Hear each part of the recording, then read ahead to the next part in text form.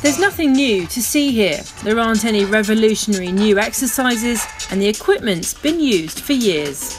Functional training is something that my dad did. If we went to, I imagine, an old rugby team 30 years ago, they'd have been lifting some sandbags, sprinting across the pitch, picking each other up, carrying each other, all the things that I would call functional training. And those are the things that we test. If we try and put CrossFit to one side for a minute and that's just a brand. Yeah. Training, real training, that involves moving and lifting, sprints, high heart rate, but also some of your longer distance stuff, that's just functional training. It doesn't need a label, it's just what we do. You have the 99%, which is where we take functional movements and we try and get the public generally fitter, being able to pick things up, move things, carry themselves around safely, and use a little bit of intensity as well so they can react to anything that might happen during the daytime. Then there's a 1% of it, which is the functional fitness event, which is a full-on, intense kind of activity where we try and test people to find the fittest people possible. We do all sorts of movements, whether it's heavy lifting, whether it's gymnastic, whether it's cardio, kind of intense work. We try and mix that together to find the best. Richard spent 6 years as an intelligence officer in the Royal Air Force and did 2 tours of Afghanistan. He now owns a CrossFit box in Manchester and competes in fitness competitions around the world. He works with all kinds of people, from your average everyday gym goer to those recovering from injury.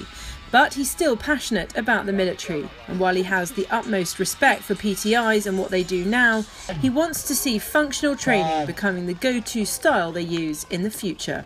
I see a lot of guys who struggle with the PT or struggle with becoming operational. I'd love to see them apply some of the science and the principles of just good functional training, get them back into full fitness, get them operational, but also it's a fun way to train. It really is passionate, and it gives people that next step from just getting fit to saying, like, can we get really fit and healthy, and maybe we want to test that out there as well. Come on. It means you can work to your own standard. Competitors here are in mixed teams of 4.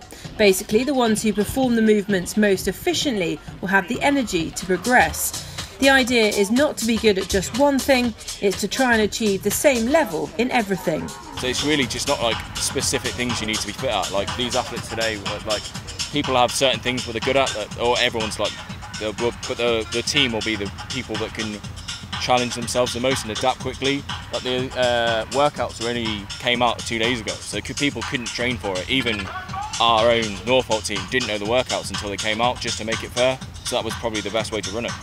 16 teams from 11 RAF bases came to compete. Callum and his colleagues would like to see this become an affiliated sport within the military so that they can hold inter-service competitions. The popularity is undeniable and the movement seems to be gaining momentum, so perhaps that day isn't too far away. Kath Brazier, Forces News, RAF Northolt.